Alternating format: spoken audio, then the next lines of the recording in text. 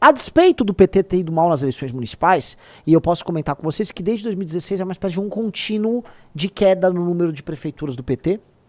A despeito disso, o governo Lula não é o desastre que foi anunciado, e foi anunciado pela direita que o governo Lula seria um desastre que nos transformaria rapidamente numa Venezuela.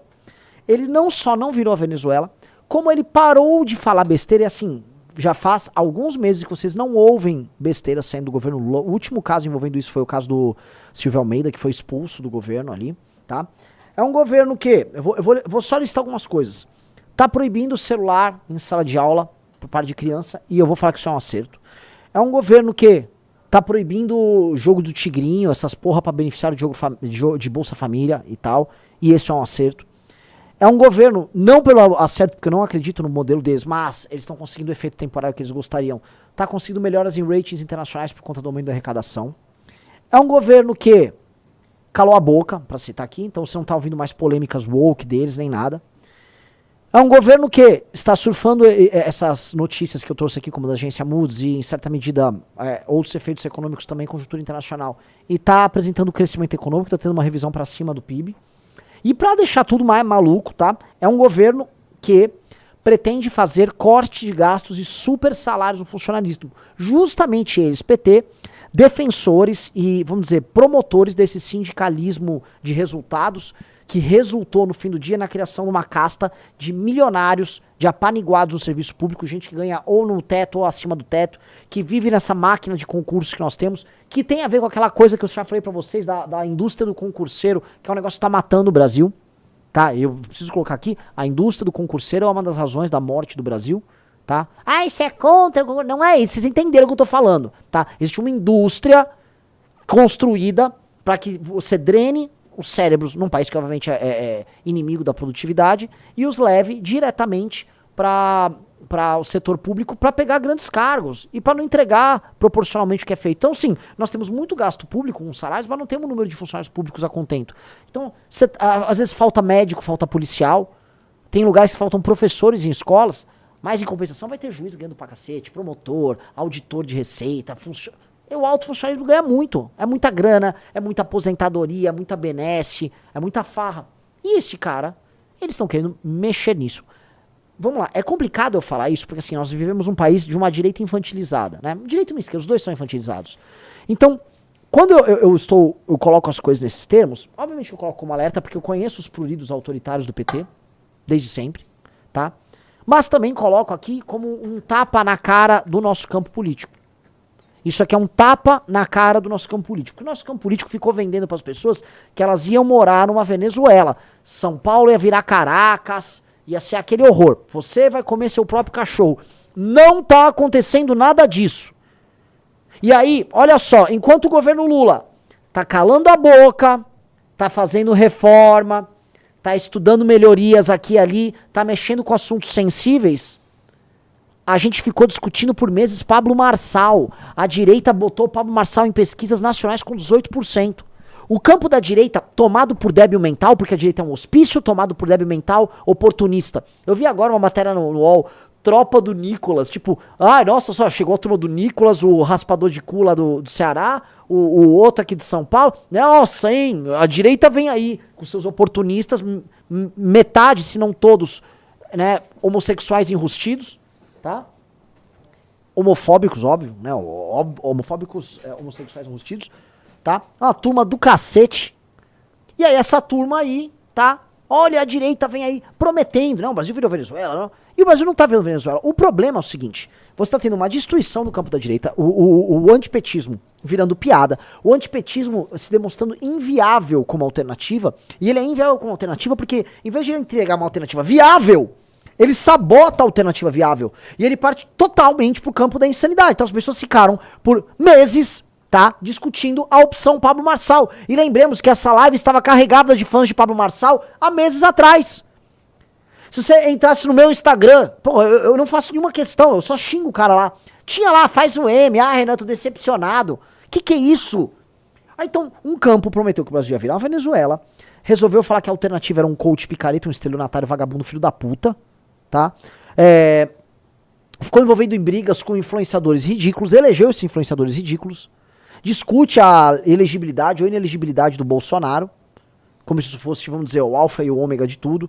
Vivem os dramas do Bolsonaro, se envolvem em brigas com Alexandre de Moraes em que eles sempre perdem, todas as vezes, e aí essas pessoas acham, miraculosamente, que vão conseguir enfrentar Centrão e o PT. E veja, eu não tô colocando no mesmo bloco Centrão e PT, porque coisas diferentes eles são. Mas eu tenho que colocar no mesmo bloco de adversários desse grupo, e eu tenho que colocar as coisas da seguinte maneira. Vejam só. Você que está me assistindo,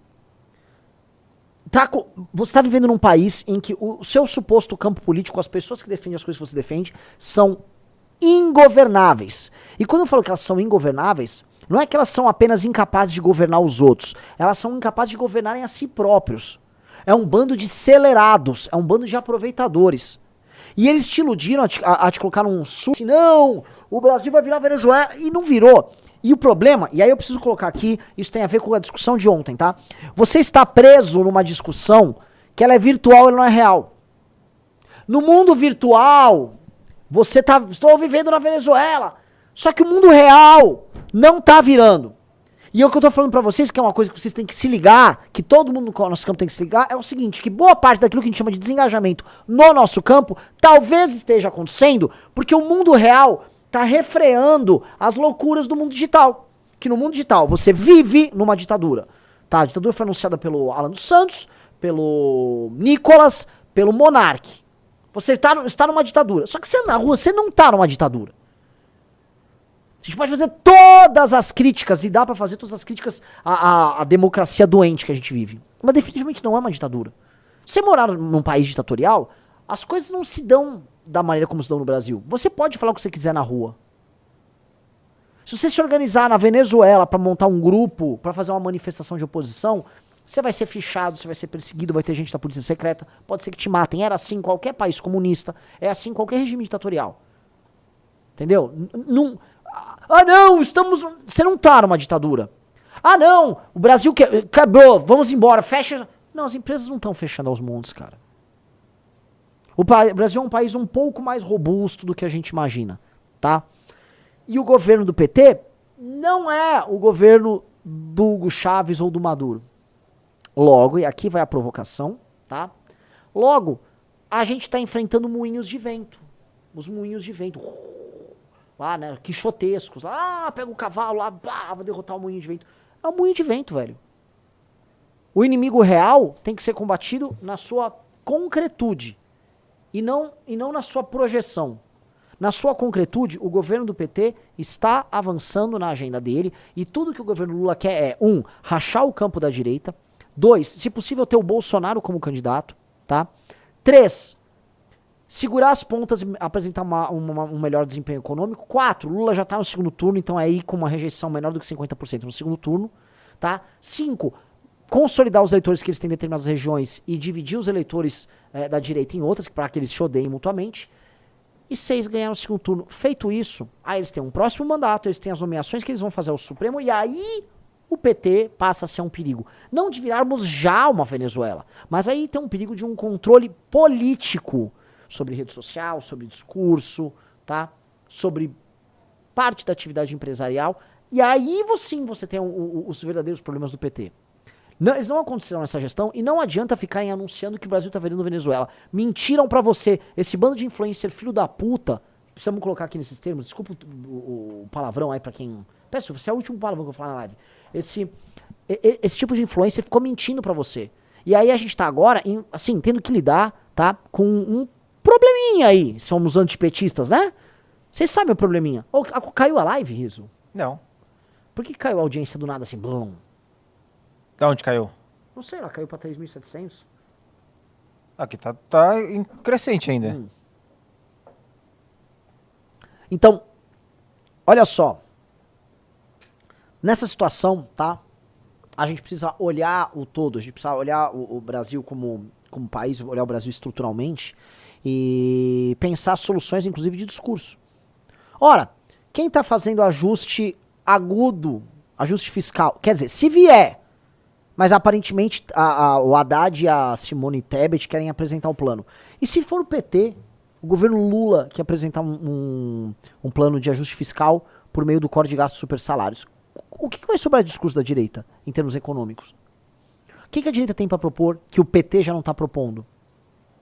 Eu tô jogando a provocação, eu tô jogando a braba, tá? E se você for infantil, você que tá nos assistindo, e acha que, não quero falar disso, não, é porque, Ué, temos que ser adulto aqui, pô. O pessoal do chat tá tipo, mas não sei o que, você tá defendendo o PT, não é Não, se você no chat não tá entendendo o que eu tô falando, você é uma criança.